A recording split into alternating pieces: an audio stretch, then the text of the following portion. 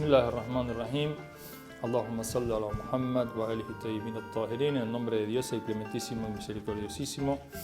La alabanza sea para Dios y las bendiciones para los profetas, especialmente para el profeta Muhammad y su familia purificada. Estábamos viendo en las clases de doctrina del Islam, de creencias del Islam.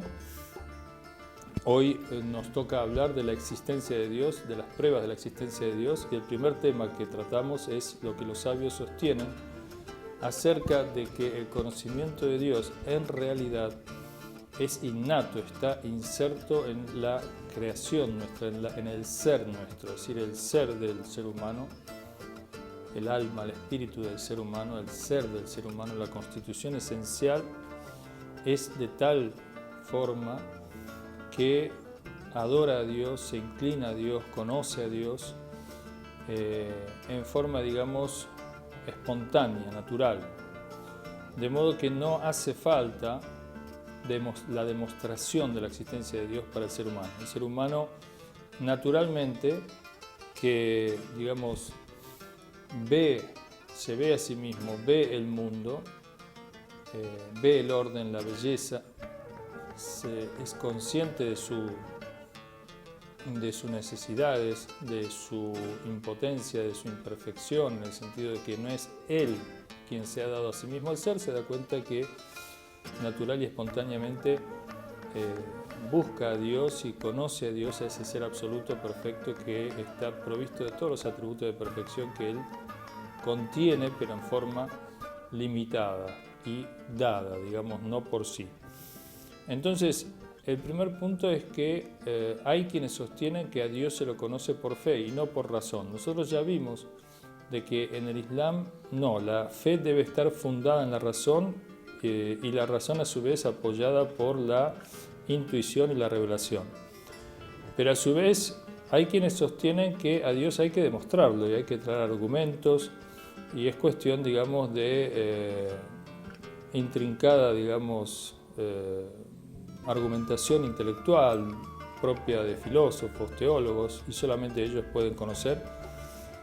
Pero desde el punto de vista islámico no es así. Desde el punto de vista islámico, el conocimiento de Dios es, como dijimos, esencial, es innato, y todos los hombres tienen en mayor o menor medida un conocimiento de Dios. Para entender esto tenemos que saber que cuando hablamos de Dios no necesariamente estamos hablando del Dios que en todo caso presentan las religiones en general, que a veces, digamos, esa imagen o ese concepto de deidad o de Dios que presentan las religiones, en algunas está un tanto deformado o materializado, de modo que hay grandes pensadores e intelectuales que han negado ese concepto de deidad material, antropomórfica, etc.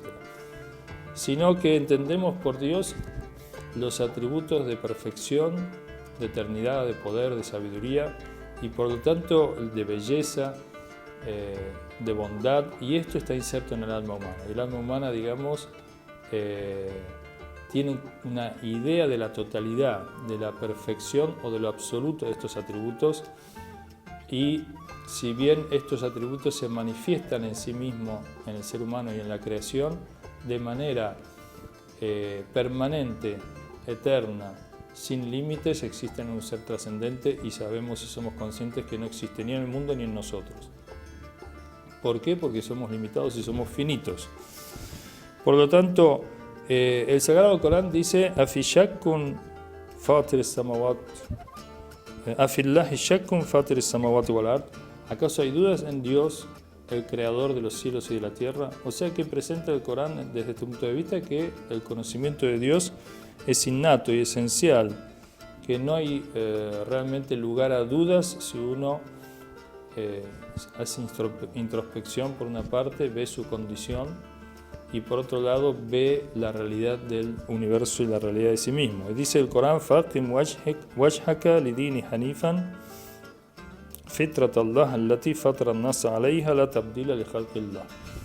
Dice: volved vuestro rostro hacia la religión, hacia el dino, modo de vida monoteísta, la naturaleza de Dios con la que creó al ser humano.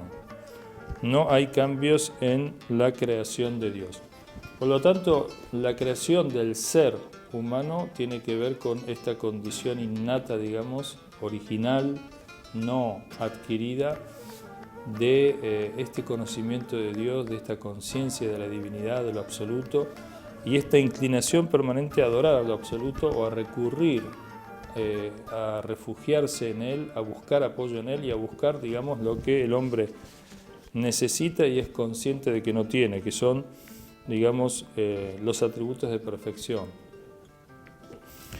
Con respecto a las condiciones para cuando decimos que algo es innato, tenemos en el Islam, los teólogos y filósofos sostienen que las cuestiones innatas se deducen a través de lo siguiente. Primero, una cuestión es innata en el ser humano cuando existen todos los seres humanos, sin distinción de sexo, sin distinción de edad, sin distinción de geografía, sin distinción de época.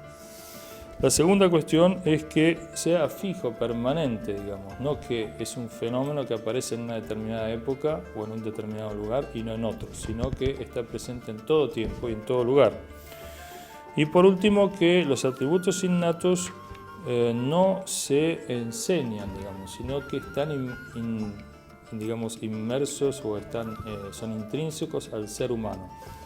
Por lo tanto, lo que puede sí es fortalecerse, despertarse o adormecerse o debilitarse, pero no desaparecen por completo y por otra parte siempre están presentes y en todo caso todas las enseñanzas en materia religiosa y en materia de los profetas tienen que ver con el recuerdo de este conocimiento inserto en la naturaleza humana. Los profetas vienen y conducen a que esa naturaleza humana, ese alma humana, ese espíritu humano se desarrolle libremente y correctamente en su sendero hasta alcanzar el objetivo que es Dios Altísimo. El último tema que vamos a ver en la charla de hoy es lo que el Islam dice desde el punto de vista del pensamiento y desde el punto de vista de las fuentes, el Corán y las narraciones sobre el tema del conocimiento de Dios y su carácter innato. Con respecto a las tradiciones del Corán y de los hadices, tenemos muchísimos versículos en el Corán que aluden a esta condición innata. Algunos recién leímos y otro dice: "Sanurihim ayatina fi al-aflaq wa fi anfusihim hatta yatabayyana annahu al-haq". Dice, les mostraremos nuestros signos en los horizontes y en sus almas hasta que sea evidente para ellos que Dios es la verdad. De modo que en la práctica, en el conocimiento y la puesta en práctica de la guía de Dios y de los profetas, el hombre va fortaleciendo su esencia y va siendo más evidente para él la verdad de Dios, de su existencia y de sus atributos de perfección y la relación con Él y la unión con Él.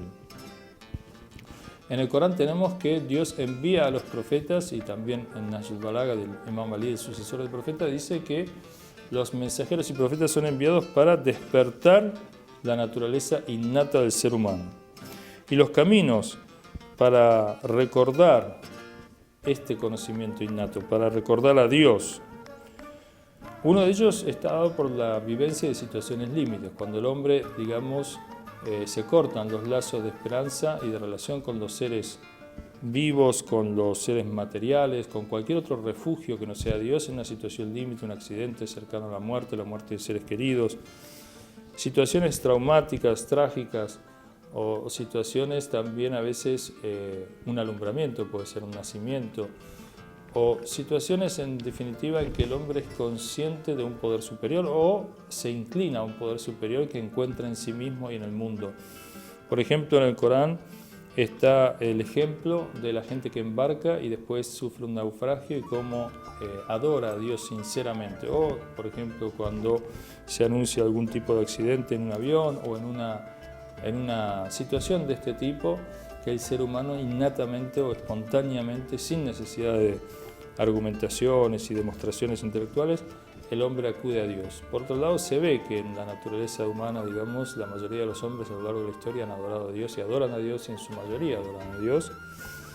Y se ve también en los hospitales, en las terapias intensivas y demás, y en los cementerios, como la gente permanentemente, digamos, la muerte, que es un hecho que marca un límite muy patente para el ser humano y despierta de la ilusión de que el ser humano es eterno, inmediatamente se despierta esta condición innata de conocimiento de Dios. Y por otro lado, la visión en los horizontes, la visión en el mundo de los signos, de la manifestación de los atributos de Dios, de bondad, de sabiduría, de perfección, de sentido, de poder, etcétera, que realmente el Corán y los hadices llaman permanentemente a despertar a través de la reflexión. Dice: "Afalá yanzuruna ilal ibli kayfa khuliqat", ¿acaso no ven cómo el camello, acaso no piensan, no ven cómo el camello ha sido creado, cómo los cielos han sido elevados, cómo las montañas han sido establecidas, o la tierra expandida? Fadhakkir innama anta mudhakkir. Dice: recuérdales, ciertamente tú eres un recordador para ellos. De modo que este carácter de recuerdo, permanentemente aludir al recuerdo, alude al recuerdo de Dios. Y también hay otros versículos coránicos que dicen, cuando Dios creó al ser humano: "Alastu bi rabbikum qalu balá", dijo Dios: "¿No soy acaso vuestro Señor?". Dijeron: sí. Por lo tanto, este sí que dijo la humanidad es el sí de la esencia del ser del hombre, que creado, digamos, busca a su creador. Por el momento llegamos hasta aquí, después vamos a continuar.